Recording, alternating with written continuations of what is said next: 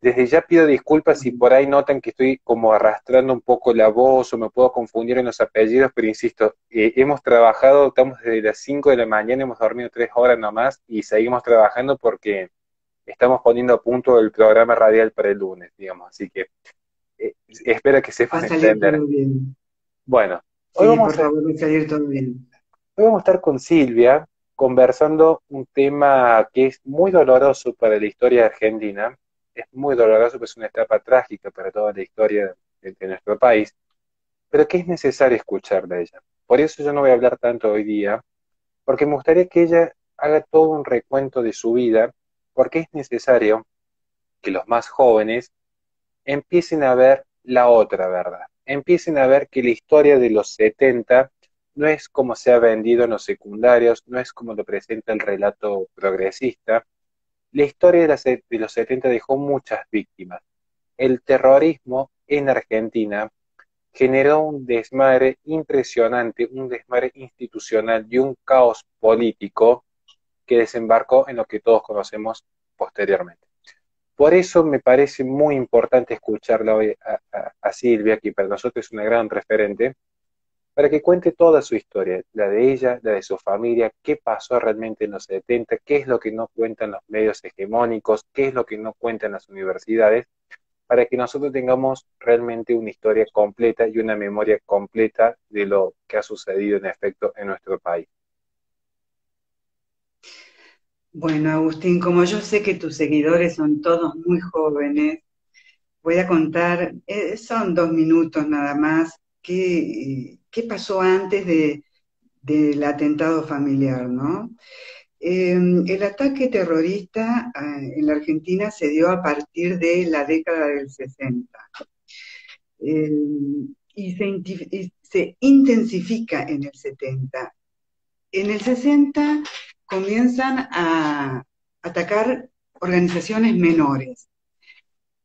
Para hablar del terrorismo en Argentina y suprimir cosas, vamos a hablar de las más importantes que eran Montoneros y ERP.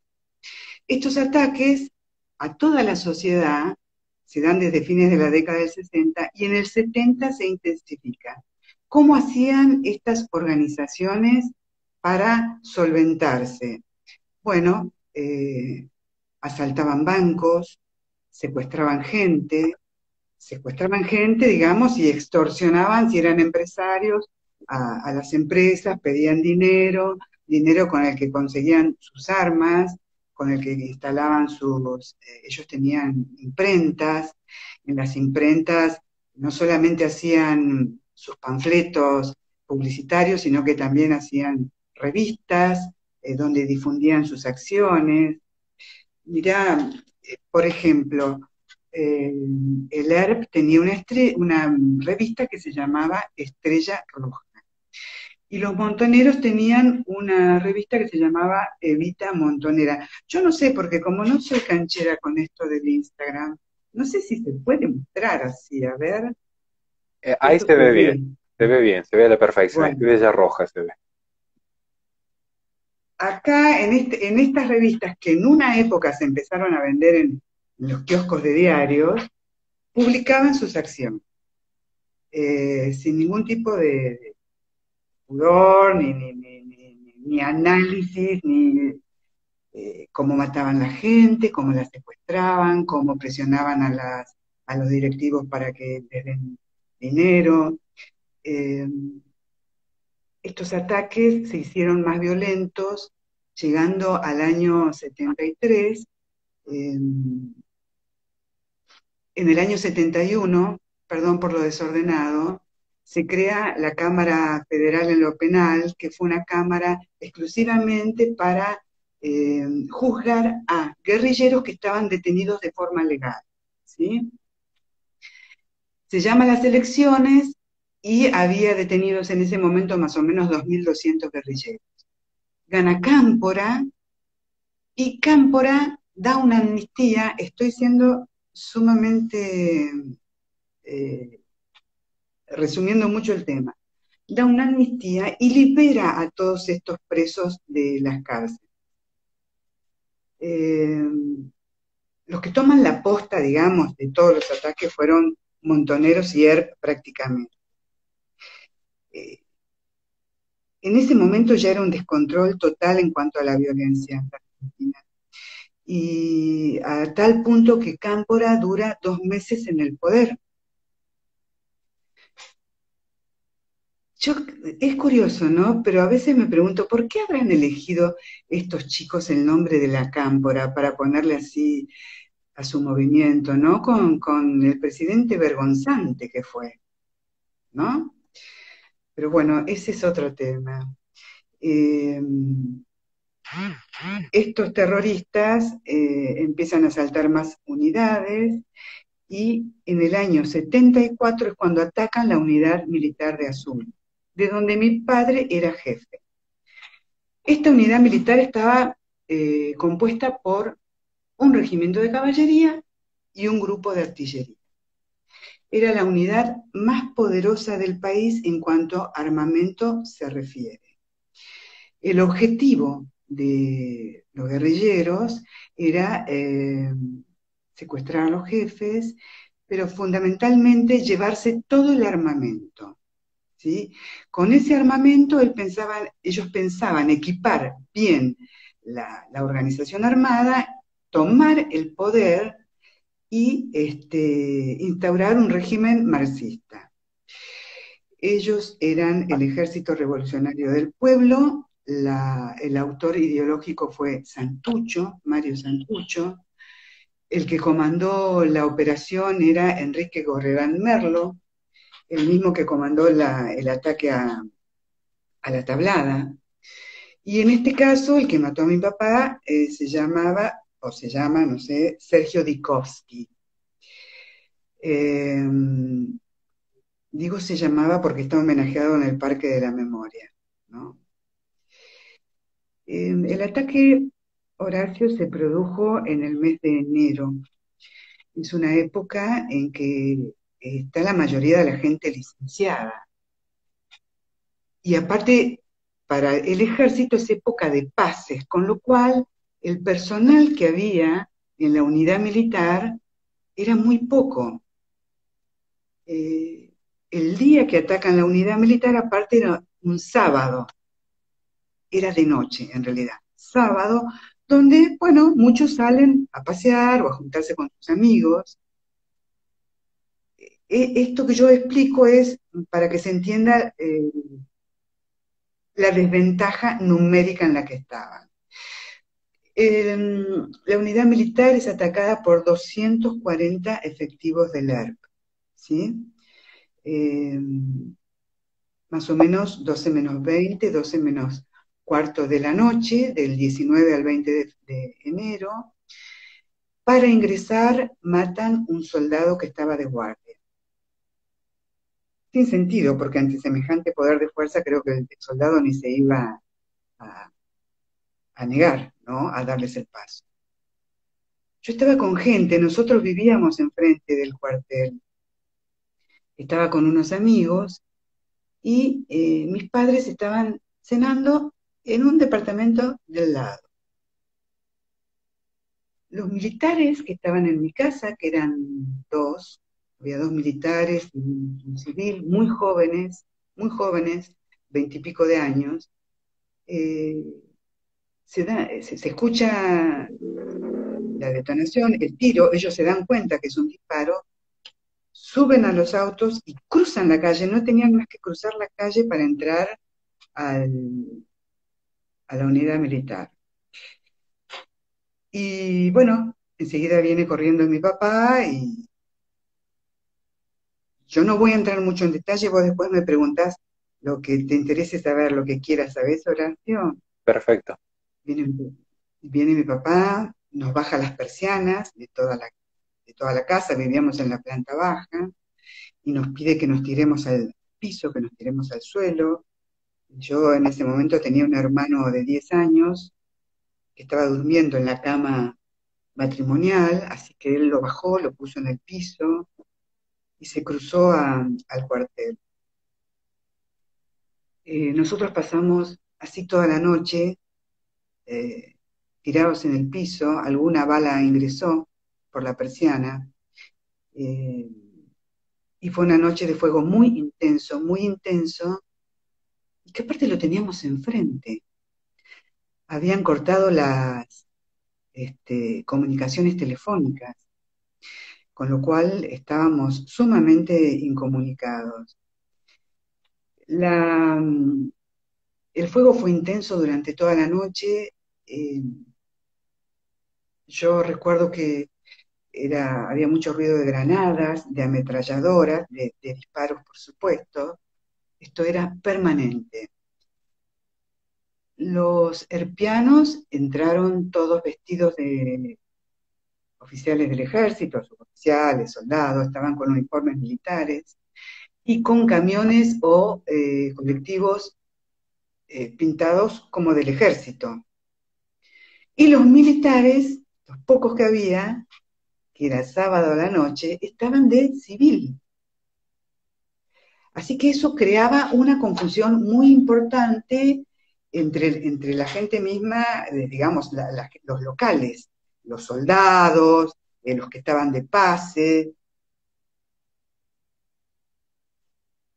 Ese tiroteo intenso habrá durado hasta las 3:30, 4 de la mañana, ese fue muy intenso. Y creo que una hora antes bajaba el helicóptero, así se dice, a buscar los heridos, ¿no?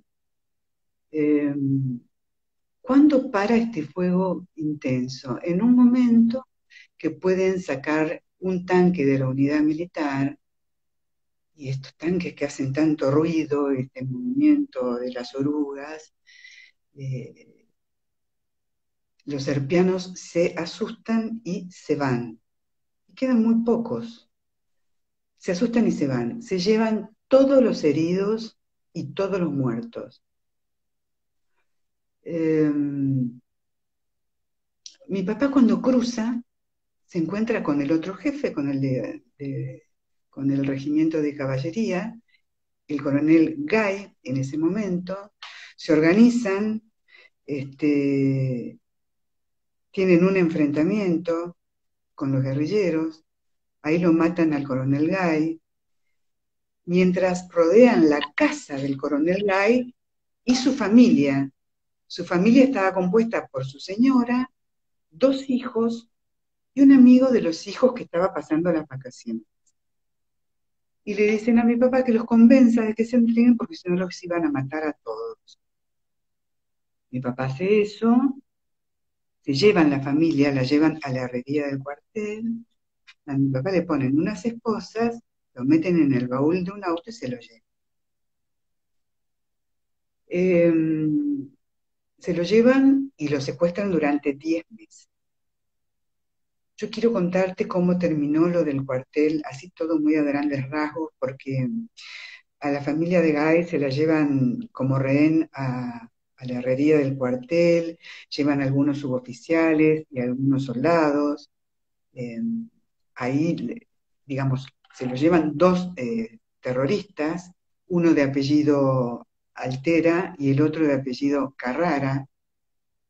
Eh, bueno, como siempre, hay negociaciones y ellos empiezan a dejar salir a los soldados, después a los suboficiales, algunos estaban heridos, pero se quedan puntualmente con la familia de Gay. Y bueno, y empiezan a pedir por diputados, por jueces, por periodistas, bueno, lo que nosotros vemos en la actualidad y lo que vemos en las películas también, ¿no?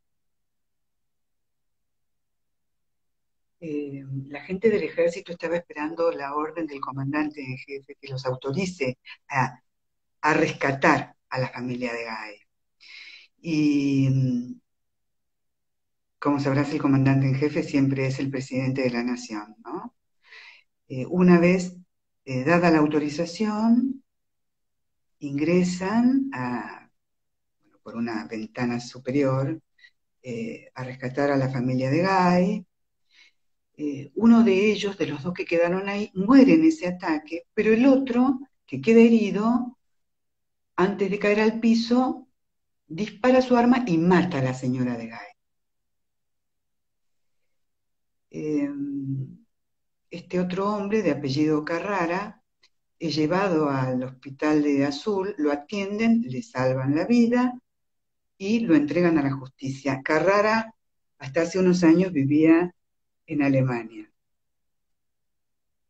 También otra cosa que me parece curiosa, ¿no? Que los guerrilleros en general se exilian, se van a vivir a Europa, ¿no? Yo no conozco que se hayan ido a Cuba, por ejemplo. París es muy lindo para vivir también. Ahí viven unos cuantos. Eh, bueno, eh, mi papá está secuestrado 10 meses. Por él pedían canje por guerrilleros que estaban detenidos de manera legal por esta cámara que yo te contaba que habían creado para atender este tipo de casos de subversión, y donde estaban detenidos estos 2.200 que después larga Cámpora. Bueno, ellos pedían canje por guerrilleros que estaban detenidos de manera legal. Por ejemplo, te voy a decir, por ejemplo, pedían canje por Hernán Invernici, que fue el que entregó el comando de sanidad. Hernán Invernici hasta hace unos años se desempeñó en la Defensoría del Pueblo. Pedían canje por todos los que habían atacado el comando de sanidad, y esto fue el 6 de septiembre del año 73, donde matan a un coronel que se llamaba Duarte Ardón. Entre todos los que atacaron el comando de sanidad también estaba Eduardo Anguita. Yo los nombro porque eh, ellos lo han dicho en medios de comunicación, ¿no? Ellos mismos han dicho de lo que han participado. Eh, no aceptaban dinero. ¿Se escucha bien? Sí, sí. Bueno. Eh, nosotros nos comunicábamos a través de cartas. Yo te muestro algo. Tampoco sé si se puede ver. Esta es una fotocopia autenticada, se ve la estrella del ERP. Tenía con una imagen hecha al agua la cara del Che Guevara. Entonces a él lo dejaban escribir para pedir estos canjes. Y a su vez, mi padre pedía que nosotros le hiciéramos una, no sé, una solicitada que pueda salir en los diarios, diciéndole, bueno, cómo estábamos, que por supuesto le decían que estábamos bien. Era una forma de, bueno, la carta llegó, ¿sí? Lo tienen 10 meses secuestrado en las típicas cárceles que son pozos debajo de sótanos. Y en unas cárceles que yo no sé si vos las viste, que son unos jaulones, que tengo unas fotos por ahí, que son para cuatro, a ver, ¿los ves? Sí, se ve perfecto. 4 o 6 personas, ¿eh? O 6 personas.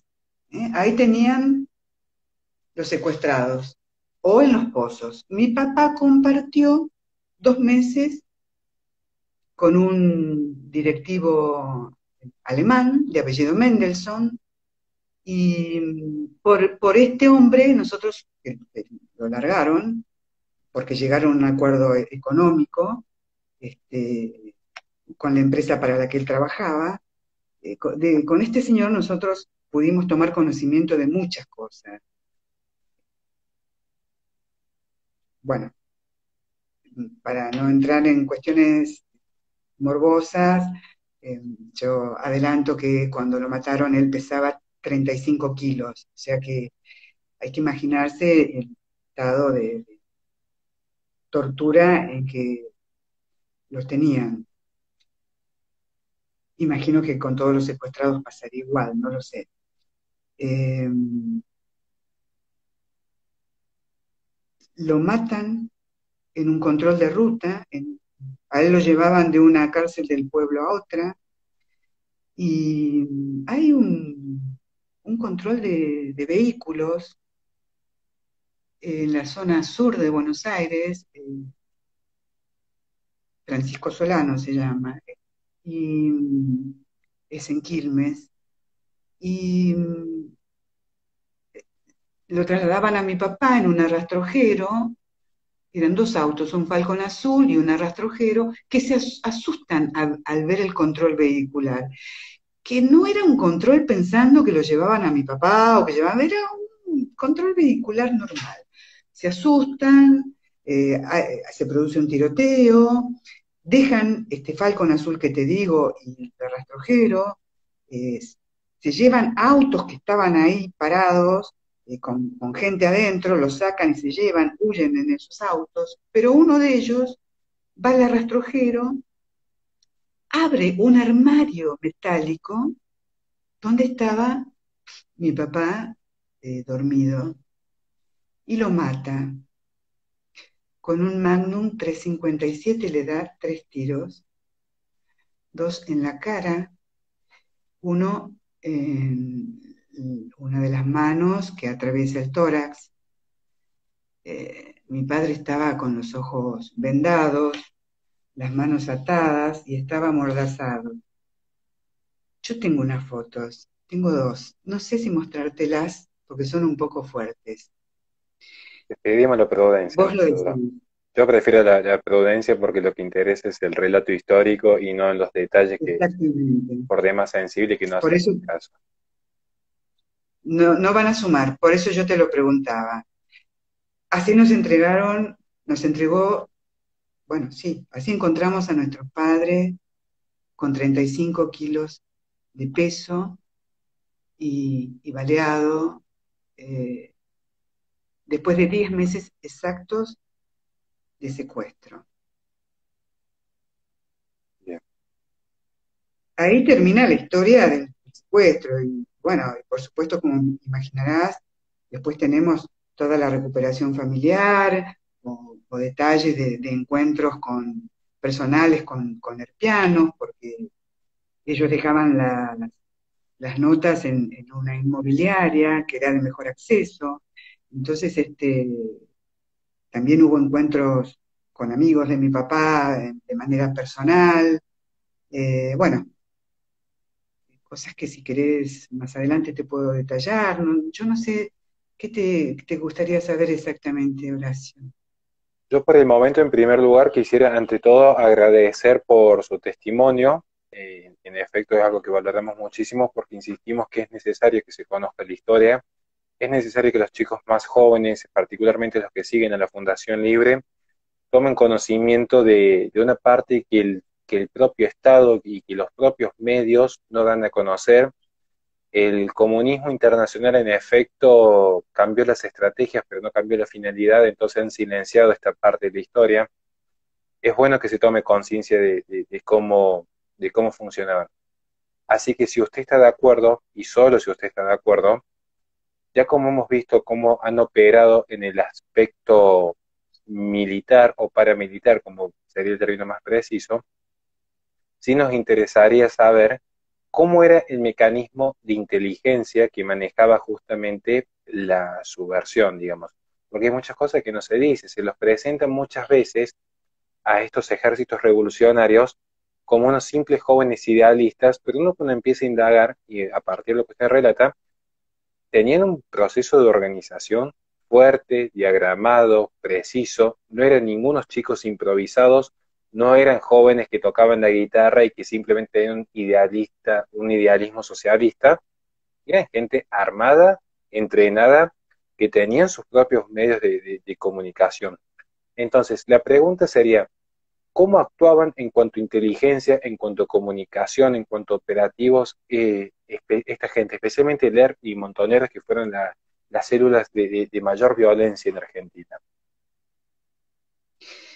Te quiero mostrar, Sí. cuando hablaste que recién de que los medios callan, en aquella época, no voy a entrar en detalles de qué es esto, pero este tipo de casos se anunciaban así en la prensa. Esto ahora no ocurre, no ocurre incluso con la cantidad de medios que hay ahora. Tenemos internet, tenemos canales de cable. Esto ahora no ocurre. Eh, Muy pocos medios.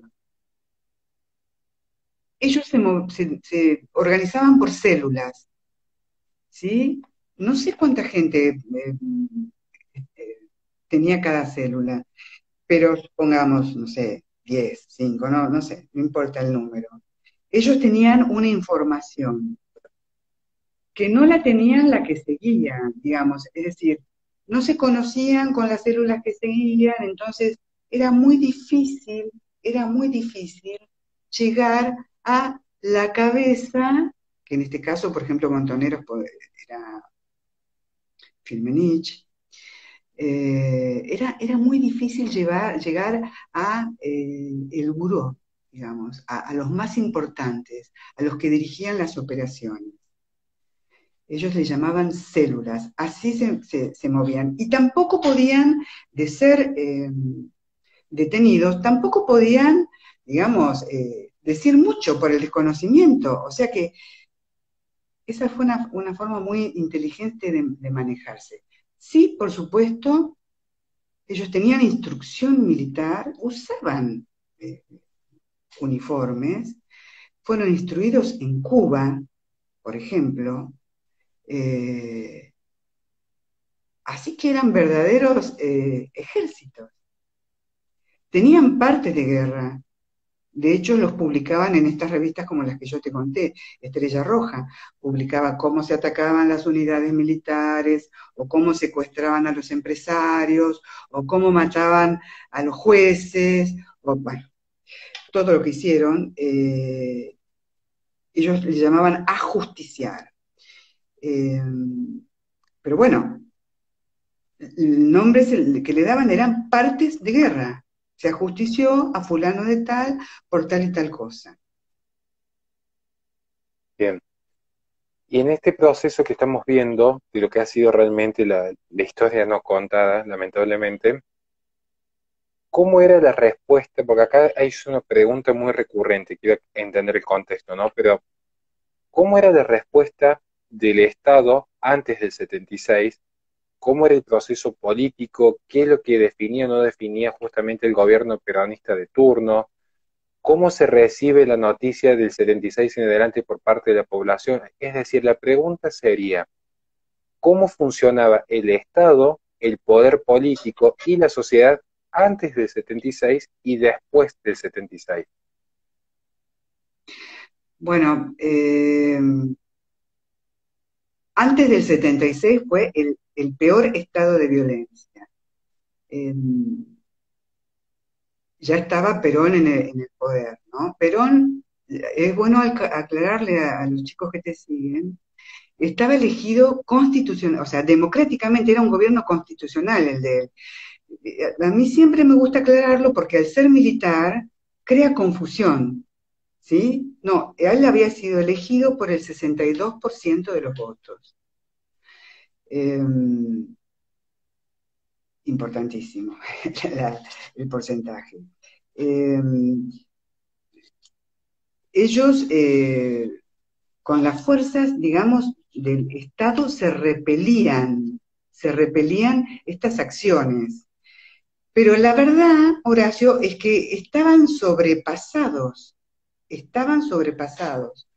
Cuando muere Perón, eh, yo creo que fue, no sé, todo el mundo sabía cuándo iban a tomar, los militares iban a hacer cargo del desastre de la violencia.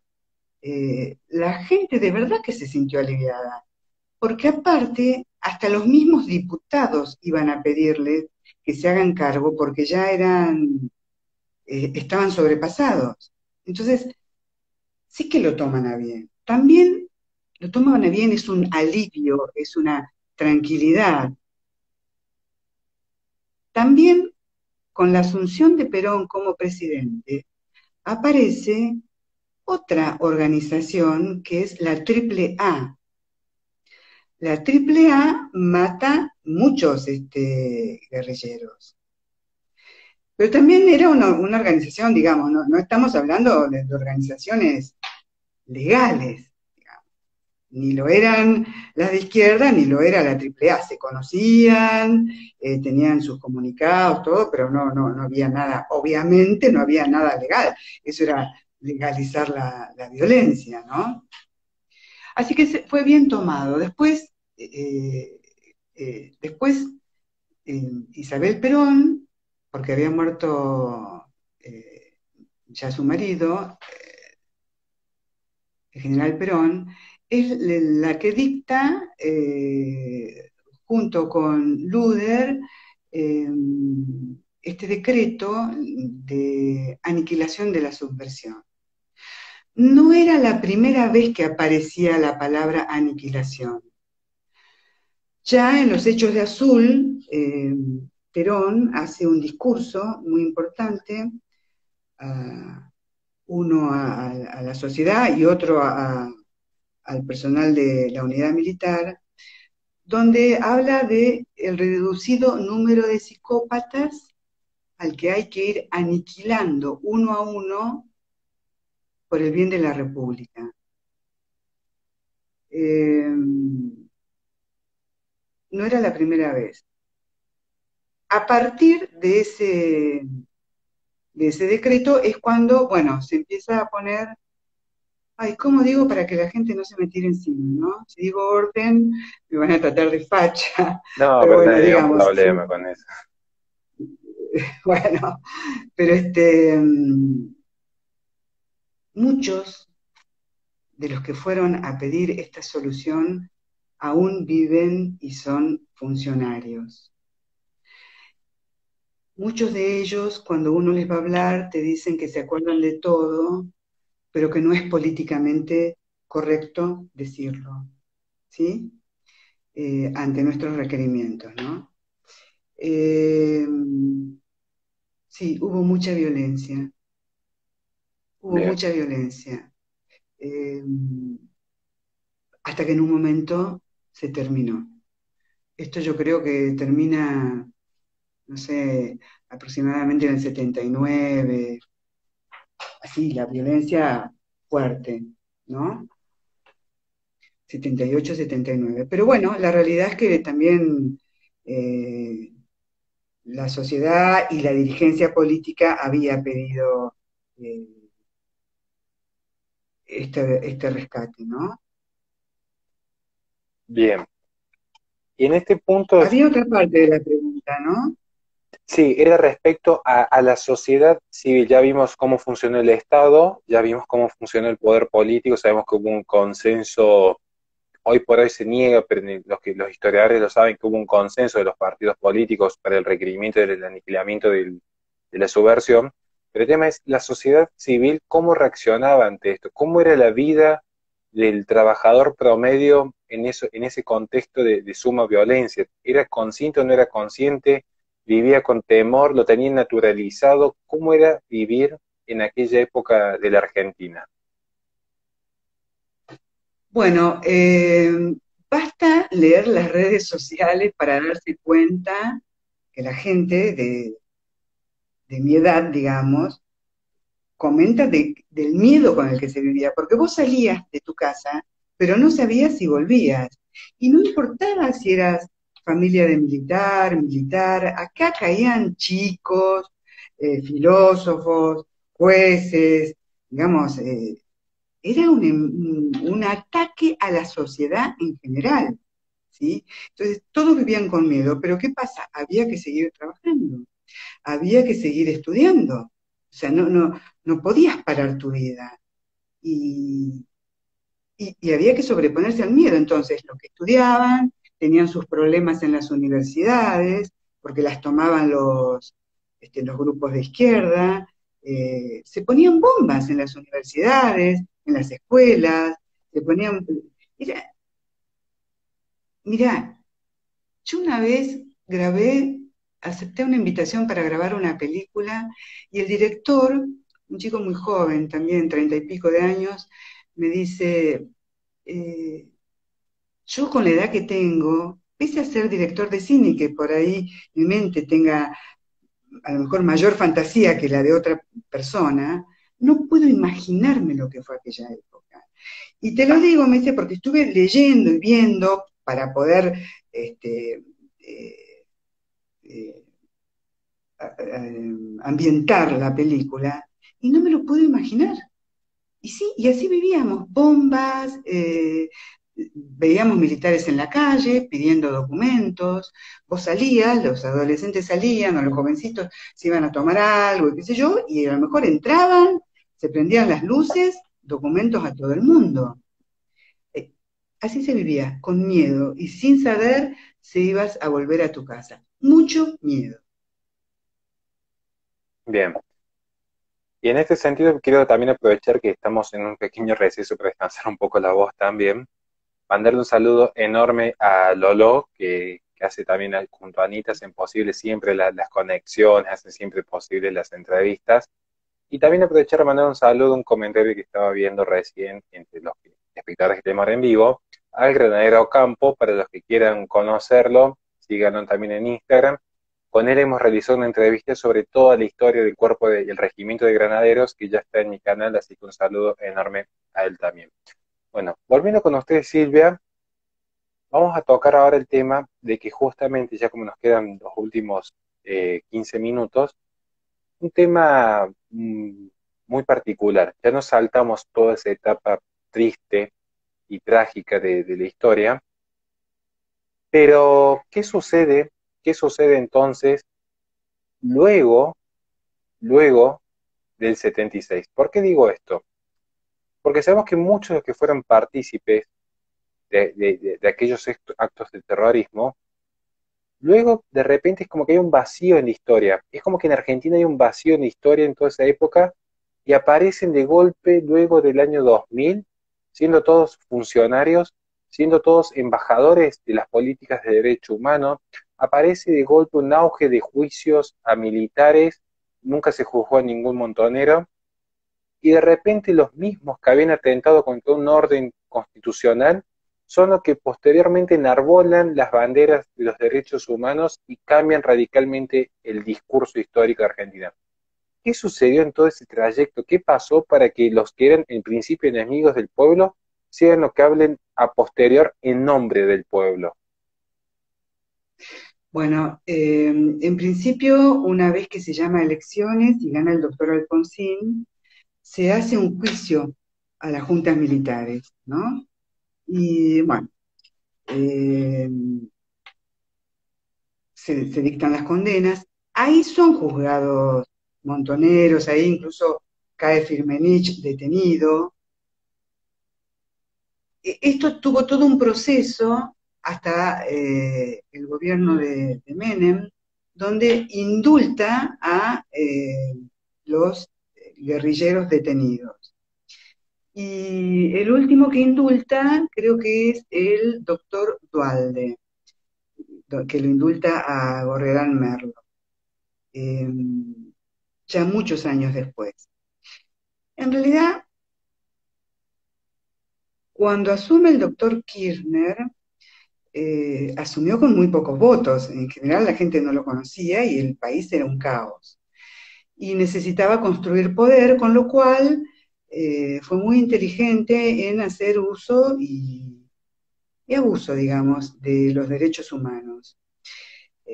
Se puso su uniforme de montonero, digamos, tanto él como su señora no tuvieron nada que ver en la guerra de los 70. Ellos, yo te diría que no tiraron ni un chasquibún, nada.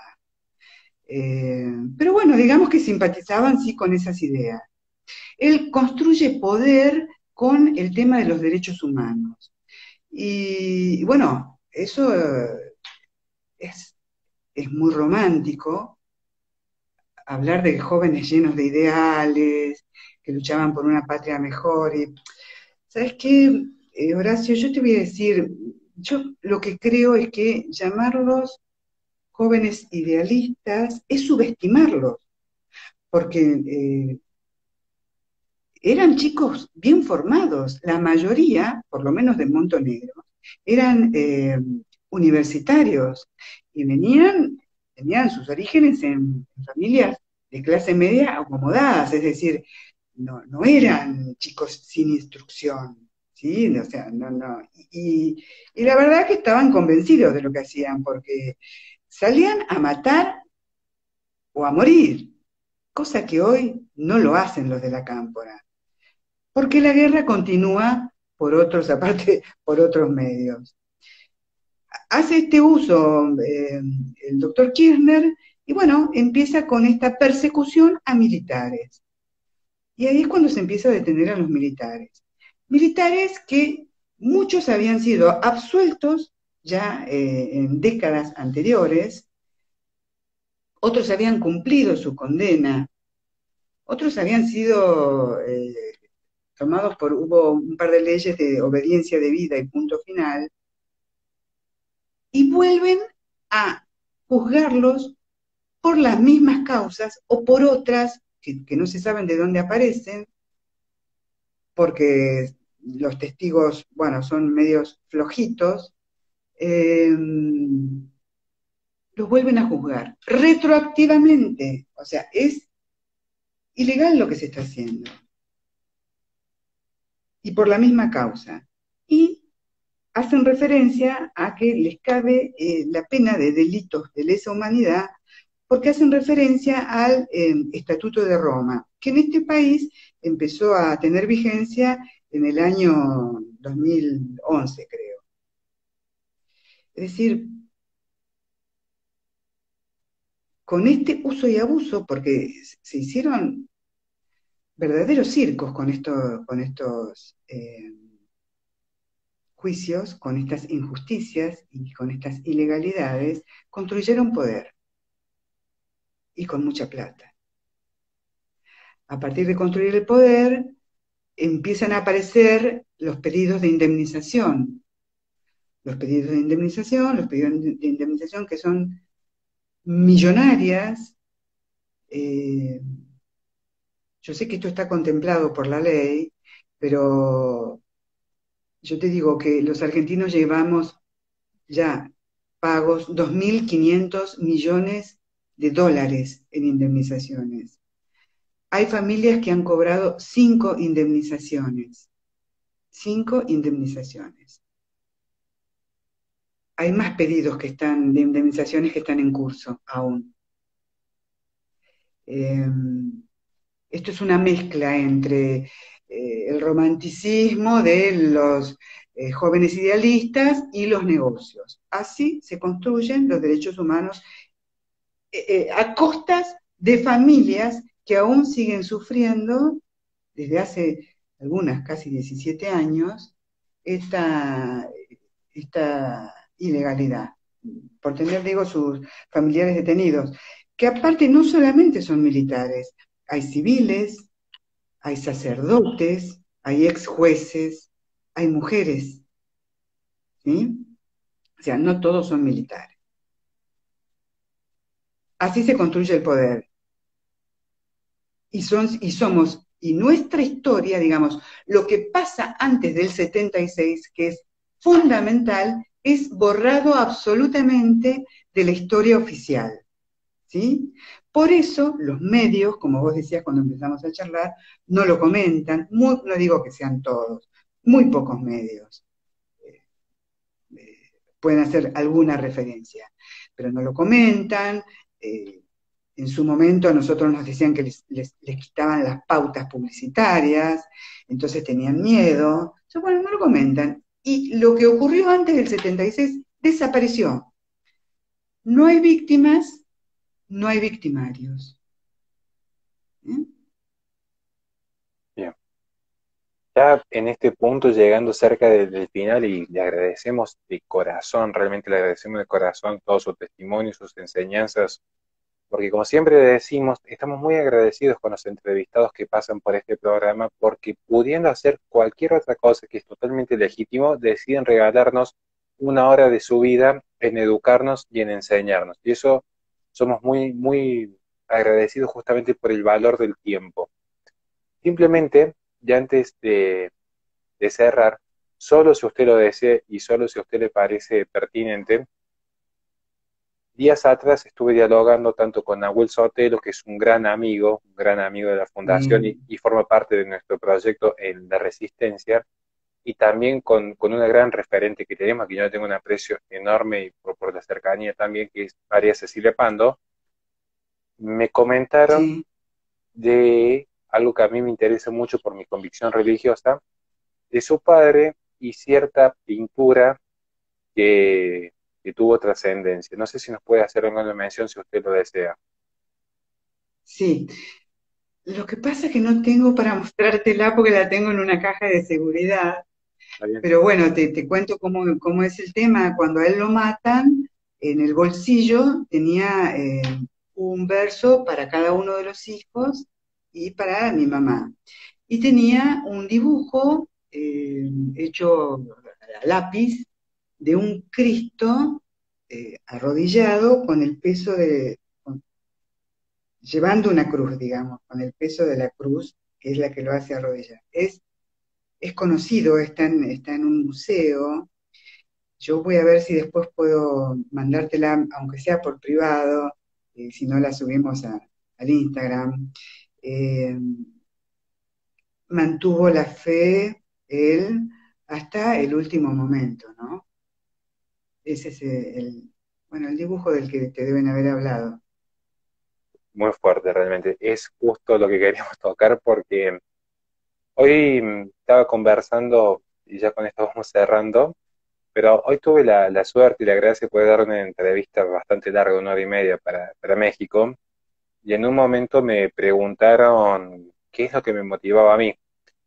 Yo siempre dije, a mí lo que me motiva, la mayor motivación es que todos sabemos cuál es nuestro destino final. El simple hecho de ser mortales es lo único que tenemos asegurado en esta vida.